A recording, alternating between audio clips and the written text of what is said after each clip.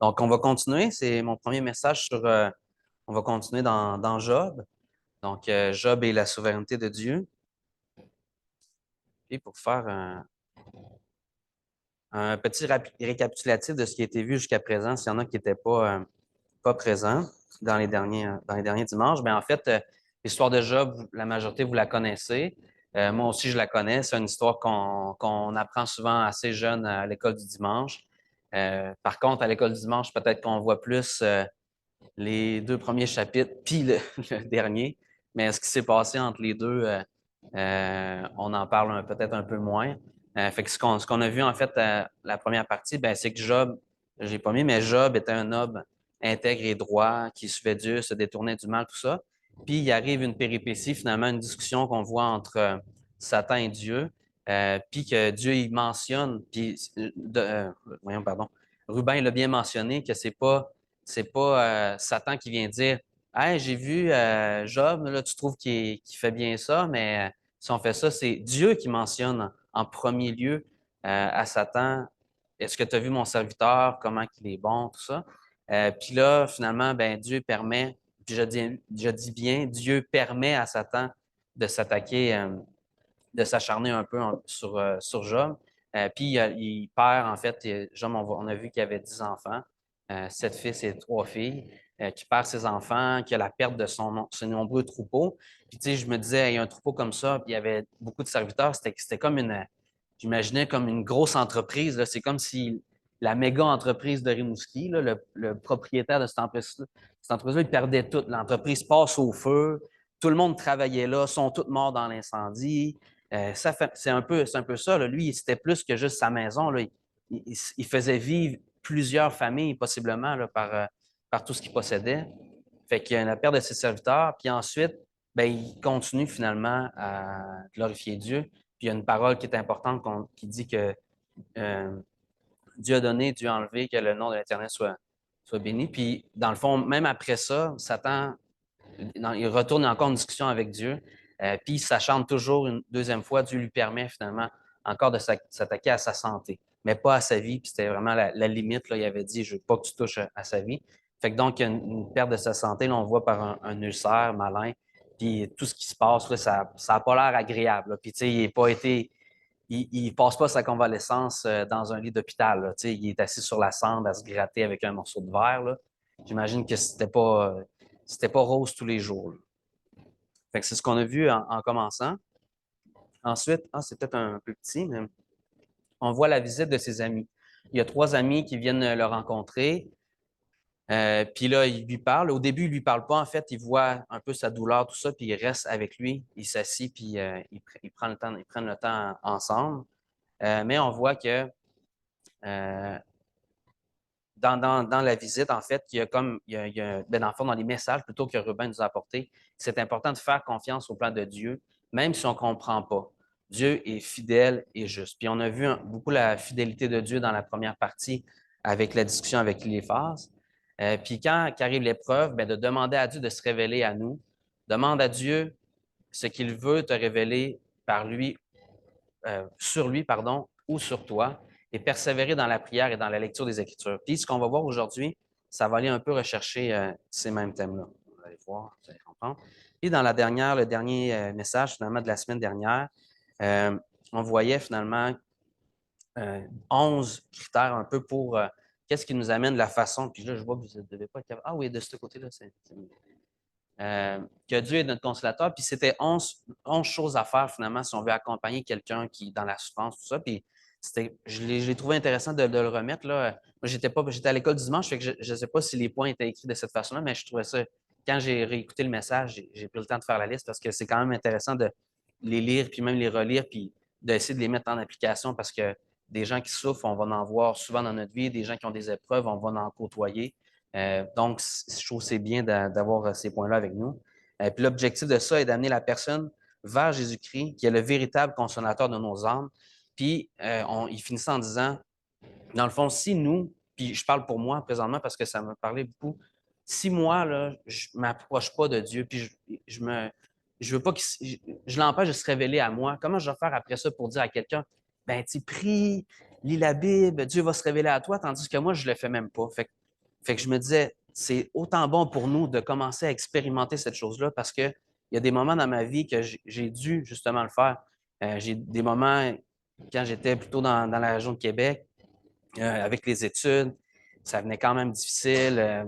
Je travaillais en même temps, puis financièrement, c'était plus difficile. Puis à un moment donné, là, il a fallu que je me dise, là, peu importe ce que je faisais, là, on dirait que même si j'essayais de nager en montant, on dirait que je nageais en descendant.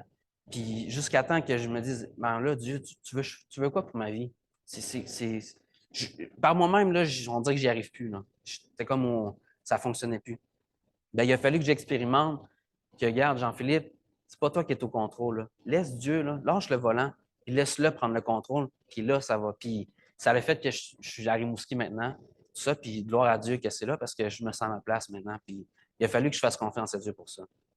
Donc, il n'y a pas personne qui m'a accompagné dans ces moments-là, mais ces points-là, ben, ils parlent même à nous quand on est en difficulté. Fait que j'ai trouvé ça très intéressant. Donc, ça nous amène un peu à notre message aujourd'hui. Je vais prendre le rideau.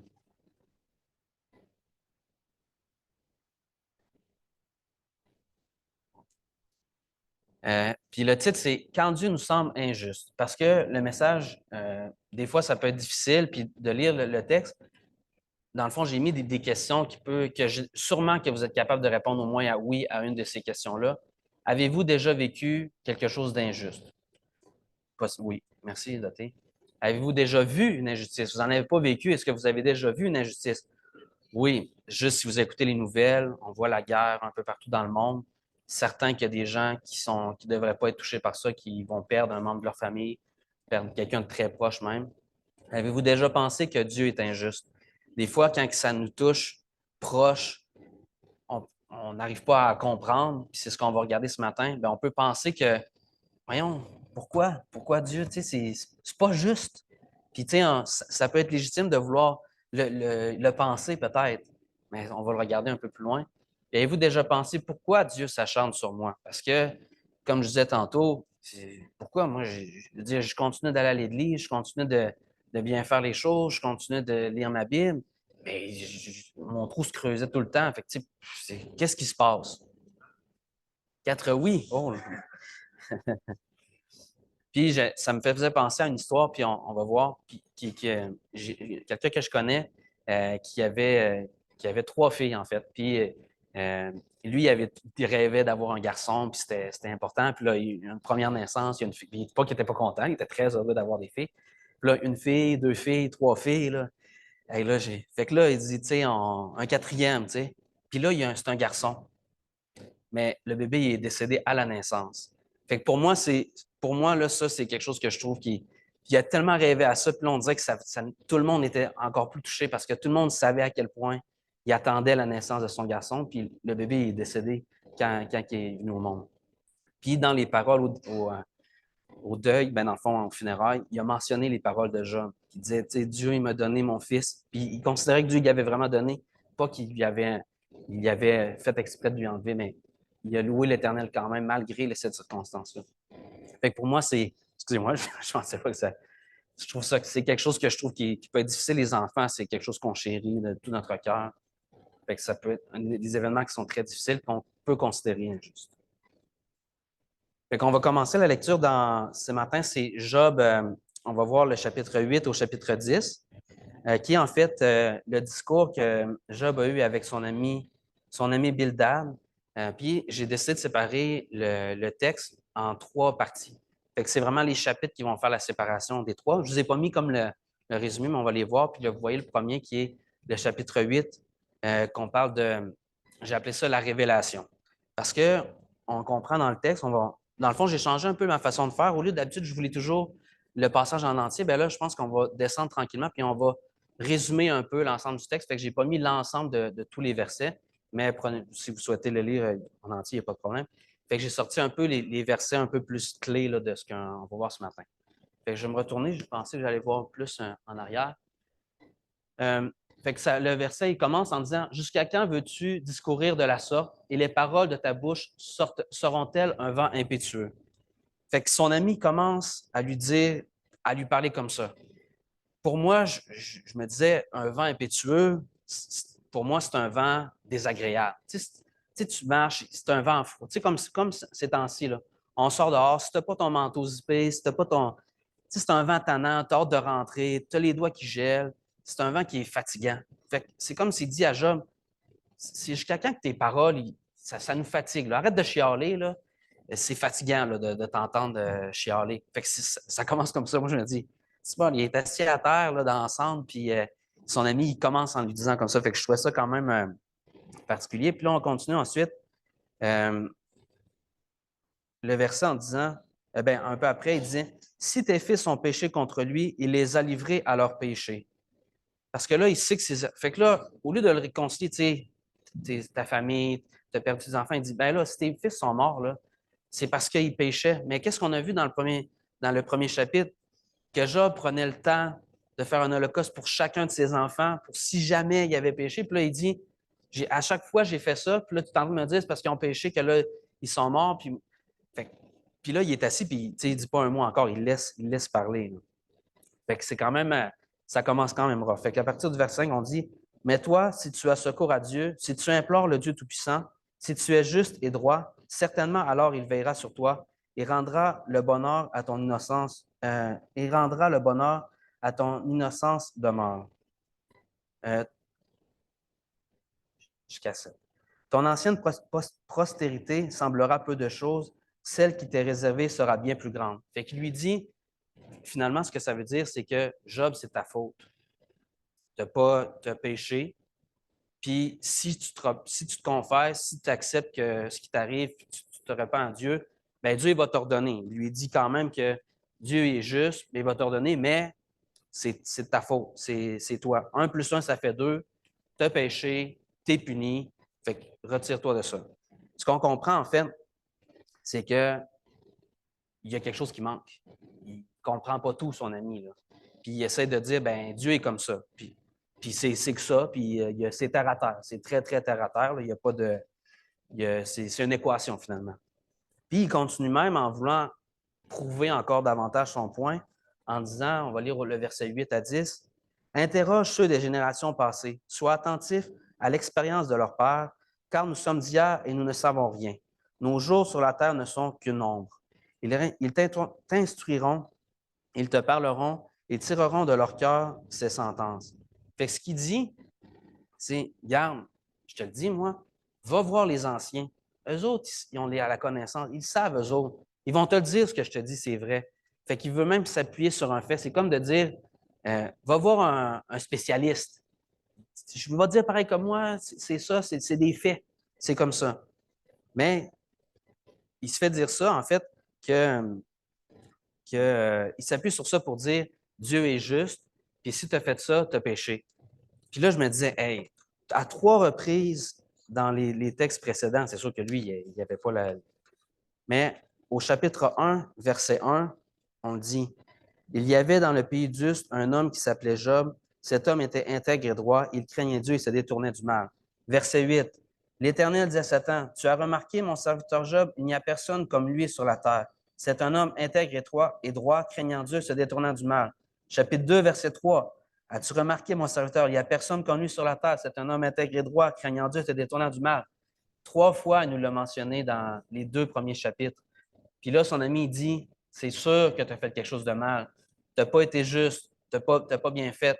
Puis là, il reçoit ces paroles-là, mais on le sait, nous, on a le préambule finalement de l'histoire que Job il était un homme. Puis même qu'on voyait avec Eliphaz qui disait, c'est toi qui allais consoler les autres, c'est toi qui disais les autres, mais tu n'as pas.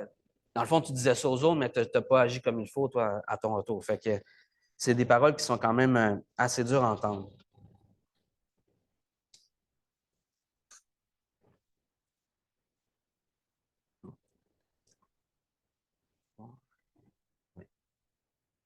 Bon. Puis, si on continue encore, le verset 13 à 15. Ainsi arrive-t-il à tous ceux qui oublient Dieu, et l'espérance de l'impie périra. Son assurance est brisée, son soutien est une toile d'araignée. Il s'appuie sur sa maison et elle n'est pas ferme. Il s'y cramponne et elle ne résiste pas. Encore là, ces paroles-là, c'est encore juste pour abattre davantage Job de dire tu n'étais pas fort dans ta foi. Tu n'étais pas fidèle à Dieu finalement. Tes racines, là, il était juste de surface.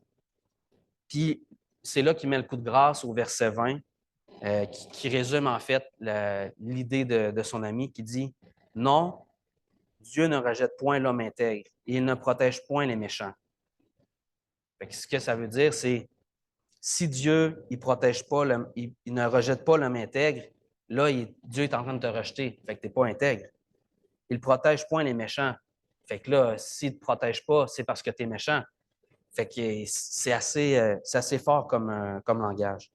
Puis ce qu'on peut sortir de là, ben, c'est qu'il y avait de l'information qui était manquante. Et pourquoi j'ai nommé le titre de ce passage de la révélation, c'est que Dieu doit se révéler à nous. Puis c'est ce qu'on a vu en fait dans la deuxième partie de Job par Ruben, c'est qu'il faut qu'on soit capable de s'approcher de lui pour qu'il se révèle à nous. Puis qu'on puisse avoir une révélation de qu'est-ce que Dieu, soit qu'il veut nous apprendre quelque chose sur lui ou qu'il y a quelque chose à nous apprendre sur nous. C'est le manque d'information, ça me faisait penser, mettons, on a tous un ami mécanicien ou quelqu'un en informatique. Puis là, tu sais, qu'il y a un ami mécanicien, je pense à Côte-Jour, tu sais, mon char, là, quand je roule, là, je pogne un trou, ça fait clic, clic, clic. Puis là, tu sais, on dit ça. C'est quoi le problème? Tu sais, il y a quelque chose de brisé, c'est quoi qu'il y a mon auto?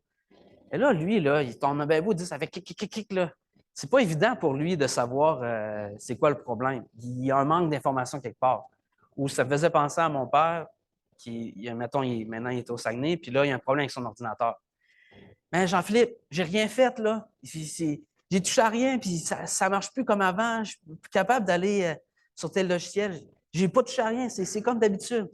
Mais moi, je suis ici à Rimouski, là, je la vois pas, son écran.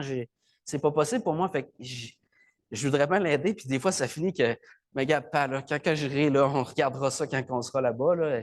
Je peux pas faire plus. Il manque de l'information.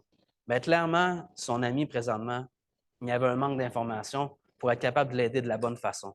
Il n'arrivait pas à comprendre, puis il n'y avait pas à comprendre parce qu'on est des êtres limités, puis c'est Dieu qui est au contrôle, c'est Dieu qui comprend.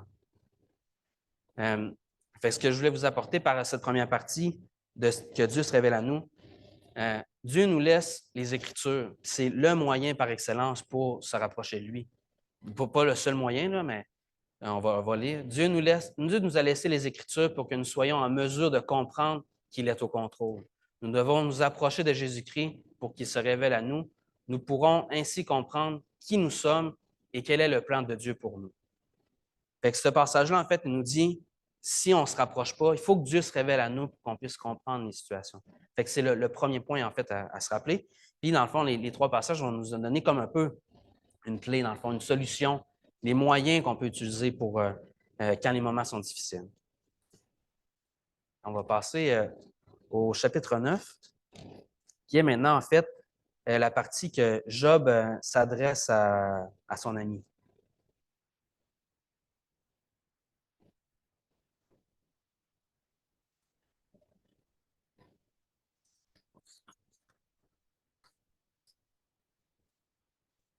Bon, fait qu'on voit que Bildad n'a pas été très agréable avec lui, comme Eliphaz ne l'avait pas été non plus. Mais on avait vu quand même que Dieu est souverain, puis ce qu'il voulait lui amener, principalement Bildad, c'est que Dieu est juste. Ah, merci, c'est vraiment gentil.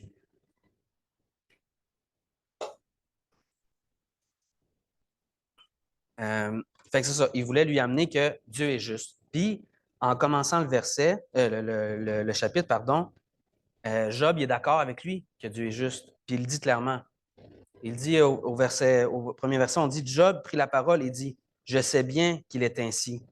Comment l'homme serait-il juste devant Dieu? Fait que clairement, il dit, je suis d'accord avec toi, là. Je ne remets pas ça en question que Dieu est juste, c'est clair. Mais Job, dans ce passage-là, on va lire, il se sent pris. Il est coincé, là. C'est pour ça que j'ai nommé le passage le médiateur, parce que Job va comme aller vers. Il y a peut-être une solution, mais il la connaît pas, mais il dit s'il y avait ça, puis c'est là qu'on va s'en aller avec le passage. Je sais que vous comprenez déjà peut-être vers où je m'en vais avec ça.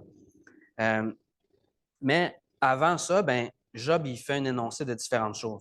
À partir de si on lit le verset 5 à 10, ben, on voit après, dans le fond, on peut commencer à partir du verset 3. S'il voulait contester avec lui sur 1000 choses, il ne pourrait répondre à une seule. À lui la sagesse et toute la puissance. Donc, il vient dire, je sais que Dieu est puissant, qui est au-dessus de tout. Ça, c'est clair. Il transporte soudain les montagnes, il les renverse avec sa colère. Il secoue la terre sur sa base et ses colonnes sont ébranlées. Il commande au soleil et le soleil ne paraît pas. Il met un sceau sur les étoiles, seul il étend les cieux. Il marche sur les hauteurs de la mer. Il a créé la grande ours, l'Orion et les Pléniades et les étoiles des régions australes. Il fait des choses grandes et insondables, des merveilles sans nombre. Fait qu'il commence en disant à son ami, je sais à quel point Dieu est grand, je sais qu'il est tout puissant, qu'il a tout créé, qu'il est capable de toutes choses. Fait qu'il met comme une base à où ce qu'il veut aller avec le texte. Puis là, après, ben là, on continue. Puis là, c'est là que ça vient comme difficile. Il dit au verset 11, « Voici, il passe près de moi et je ne le vois pas. Il s'en va et je ne l'aperçois pas. » Présentement, là, c'est comme s'il sent que Dieu il est éloigné de lui. Il sent qu'il est là, mais c'est comme s'il il peut pas le prendre. Fait qu'il est comme, il se sent un peu, peut-être abandonné ou il dit, il est intouchable. Je suis pas capable de l'approcher de moi. Je suis en douleur, mais il est pas là. Il y a comme une difficulté qu'il vit. Puis, si on continue, au verset 15, il mentionne, quand je serai juste, je ne répondrai pas et je ne suis qu'implorer mon juge. Puis c'est là que je trouvais qu'il est intéressant, à partir du verset 19, plutôt le verset 20, puis je vais lire 19-20. Recourir à la force, il est tout-puissant, à la justice, qui me ferait comparaître? Suis-je juste? Ma bouche me condamnerait. Suis-je innocent? Il me déclarera coupable. Fait que là, présentement, là, pour vous dire le dilemme qui est présentement devant lui, c'est bon, là, on me dit que je ne suis pas juste, fait que je suis coupable parce que j'ai ces compétences. Mais moi, je n'ai rien fait. Mais si je dis à Dieu, Dieu, j'ai rien fait, je ne suis pas coupable. Bien, ça veut dire que c'est comme s'il disait à Dieu, tu n'es pas juste, Dieu, c'est moi qui est juste. Fait que là, il dit, je peux pas aller dire à Dieu, j'ai rien fait, pourquoi j'ai tout ça? C'est moi qui est juste, puis toi, tu me fais quelque chose d'injuste. Fait qu'il irait contredire, puis là, il commettrait un péché de dire à Dieu, voyons, t'es pas bon pour moi, t'es pas juste. Mais c'est là que c'est difficile. Quand je vous disais les questions qu'on a répondues, est-ce que c'est juste? Bien, clairement, dans notre pensée, rapidement, on pourrait dire c'est injuste parce qu'on n'est pas Dieu. Dieu est au contrôle de tout. Dieu est juste, Dieu est bon, Dieu est fidèle. Fait que je me disais, hey, là, il est assis puis il dit, puis clairement, nous, on le sait, là, que c'est pas de sa faute, là, à Job. Mais lui, il est assis, puis là, il dit, voyons, imaginez-vous la réflexion dans sa tête. Son ami, il dit, si tu étais juste, là, tu vivrais pas tout ça. Fait que là, lui, il se dit, hey, c'est quoi j'ai fait, là? Puis là, il doit se creuser, là. Voyons, est-ce que j'ai l'autre fois, quand la semaine passée, mais ça, j'ai pas fait. Non, là, des mois. On peut pas se souvenir de toutes les choses qu'on a faites, mais imaginez là, sa pensée de savoir que ce qu'il vit là, c'est possiblement parce qu'il n'a pas été fidèle, qu'il n'a pas été bon envers Dieu, puis que là, mais c'est pas ça la circonstance. Fait qu'il est pris dans un dilemme pas possible, puis ça, moi, je pense que autant il devait être abattu physiquement que mentalement, ça devait être aussi. Puis on le voit, tu sais, après le passage de son ami, on dirait qu'il sombre davantage en dépression, c'est de plus en plus difficile. Puis le chapitre 10, le commencement du chapitre 10, on va le voir, il parle de ça aussi. Fait que donc, on voit que Job, là, il est perdu. Fait que là, il pense à quelque chose, en fait, puis c'est là qui est intéressant. À partir on va lire le verset 32 jusqu'à 35. Il n'est pas un homme comme moi pour que je lui réponde, pour que nous allions ensemble en justice. Il n'y a pas entre nous d'arbitre qui pose sa main sur nous deux, qu'il retire sa verge de dessus moi, que cette erreur ne me trouble plus. Alors je parlerai et je ne le craindrai pas, car je ne me sens pas coupable en moi-même. Fait que là, il amène une solution possible.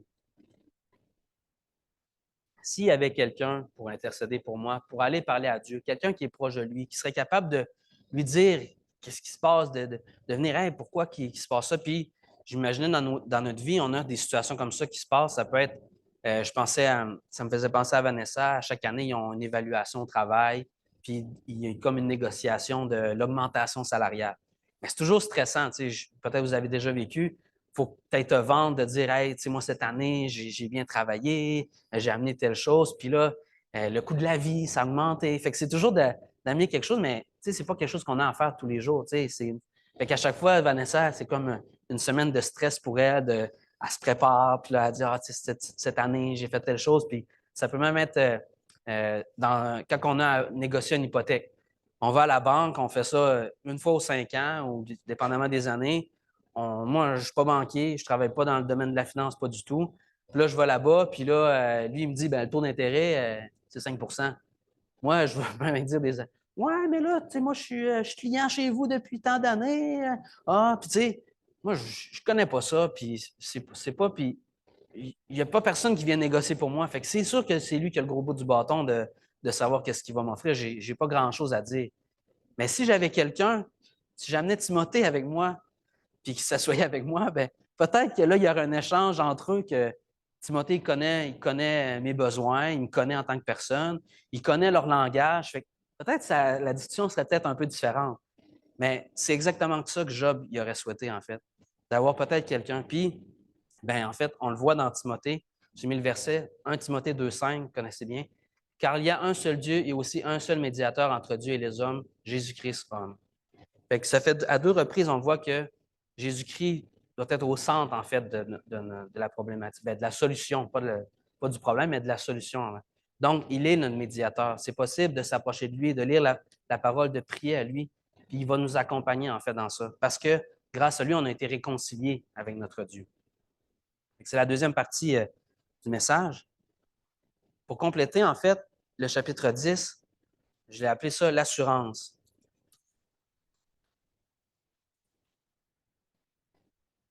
Parce que on voit par Job, euh, pour lui, là, l'assurance, ça venait difficile. Puis là, on le voit, vous savez, à chaque fois, on dit toujours Job prit la parole et dit.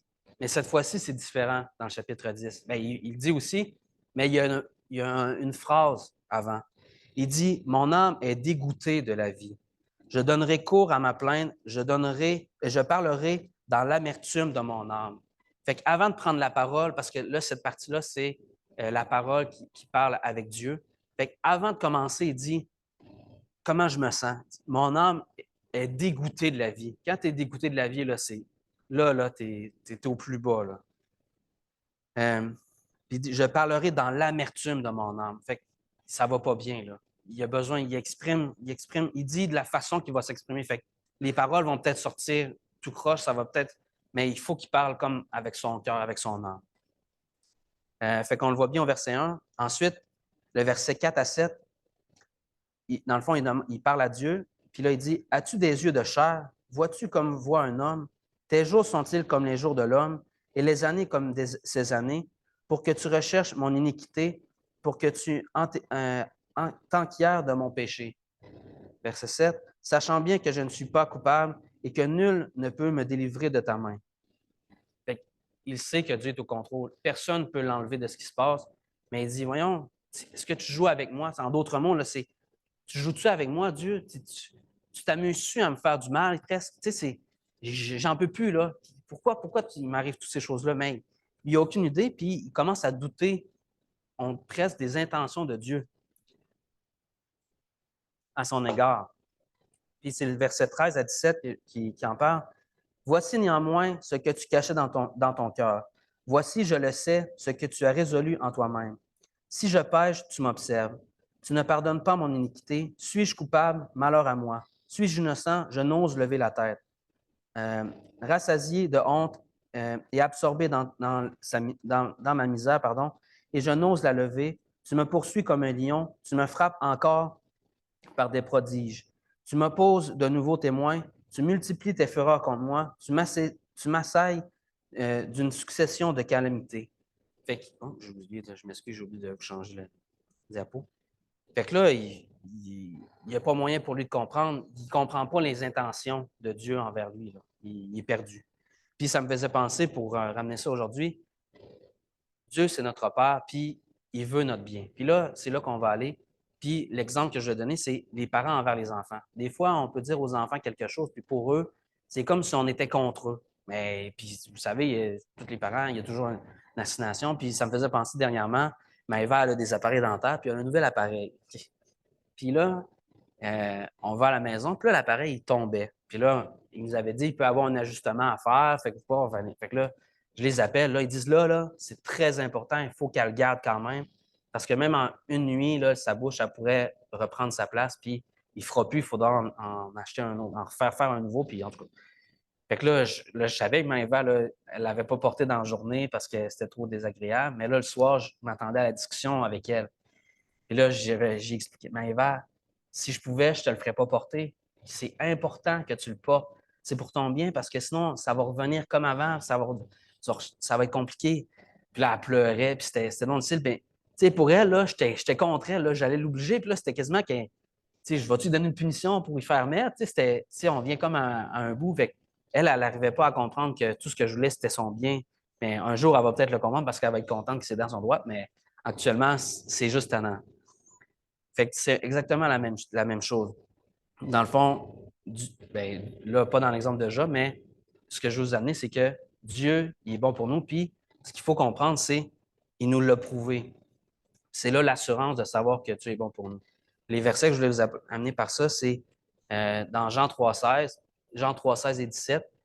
Car Dieu a tant aimé le monde qu'il a donné son Fils unique, afin que quiconque croit en lui ne périsse point, mais qu'il ait la vie éternelle. Dieu, en effet, n'a pas envoyé son Fils dans le monde pour qu'il juge le monde, mais pour que le monde soit sauvé par lui. Donc, ce qui est important, là, c'est l'assurance que Dieu est bon pour nous. Fait que c'est là le point clé, finalement, dans ce passage-là, c'est que Job, là, il ne connaissait plus les intentions. Mais nous, on les connaît, les intentions de Dieu. Il a envoyé son Fils. Puis dans Romains 5,8, mais Dieu prouve son amour envers nous en ce que lorsque nous étions encore pécheurs, Christ est mort pour nous. Donc, on a l'assurance que ce que Dieu veut pour nous, c'est bon. Parce qu'il a donné son Fils unique pour nous. Si ça, ce n'est pas une preuve d'amour, je ne sais pas ce que c'est. Puis, même quand on était encore pécheur, fait que c'est pas, il ne nous a pas donné ces choses-là, son amour, quand on était gentil avec lui. Il nous l'a donné pendant qu'on était pécheur. Fait que les intentions de Dieu sont toujours bonnes. C'est à se rappeler. Fait que pour terminer, on peut pour aller vers la conclusion, on a vu 3 points importants, en fait, qu'il y a la révélation, qu'on doit, en fait, s'approcher de lui pour que Dieu se révèle à nous, pour qu'on soit en mesure de comprendre ce qui se passe dans nos vies et de comprendre vers quoi Dieu veut nous apporter. Ensuite, Jésus est là pour nous, c'est notre médiateur.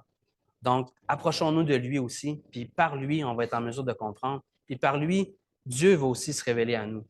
Fait que tous ces points-là sont un peu liés. Ensuite, Jésus-Christ a aussi l'assurance, en fond, que Dieu nous a aimés parce qu'il a envoyé son Fils sur la table. J'ai mis un petit texte. En conclusion, Jésus-Christ représente la clé essentielle pour comprendre et surmonter la souffrance humaine, ou même juste des moments de difficulté. En nous approchant de lui, nous nous ouvrons à la révélation de Dieu, car il est le médiateur parfait entre l'humanité et Dieu. Les intentions de Dieu sont fondamentalement bonnes, car il a envoyé Jésus sur terre par amour pour nous. En mourant sur la croix, Jésus a pris sur lui nos péchés, nous offrant ainsi la possibilité de la réconciliation avec Dieu et l'espérance d'une vie nouvelle. Jésus est la source de la paix et de la guérison, nous invitant à nous approcher de lui pour expérimenter l'amour infini du Père. Amen. Tendre Père, ce matin, Seigneur, on a vu à quel point tu es un Dieu juste, Seigneur, un Dieu fidèle. Puis malgré les épreuves, Seigneur, qui peuvent être vécues, qu'on peut trouver des moments injustes dans nos vies, injustes pour les autres, Seigneur, qu'on peut penser même que c'est injuste ce que tu peux accomplir, Seigneur, il faut se détourner de ces pensées, Seigneur, et voir à quel point tu as tout mis en œuvre, Seigneur, pour nous aider dans nos épreuves, dans les difficultés, Seigneur. Tu as envoyé ton Fils pour nous réconcilier avec toi, Seigneur, pour être notre médiateur, notre consolateur, Seigneur. Et on veut ce matin se souvenir des choses, Seigneur, à chaque jour de nos vies dans les difficultés, qu'on puisse comprendre et se souvenir, Seigneur, que tes intentions sont bonnes pour nous. Tu as le contrôle de chaque chose et malgré qu'on est limité, Seigneur, qu'on ne peut pas tout comprendre, toi, tu le peux, Seigneur. Et on sait que tu veux le meilleur pour nous. Amen.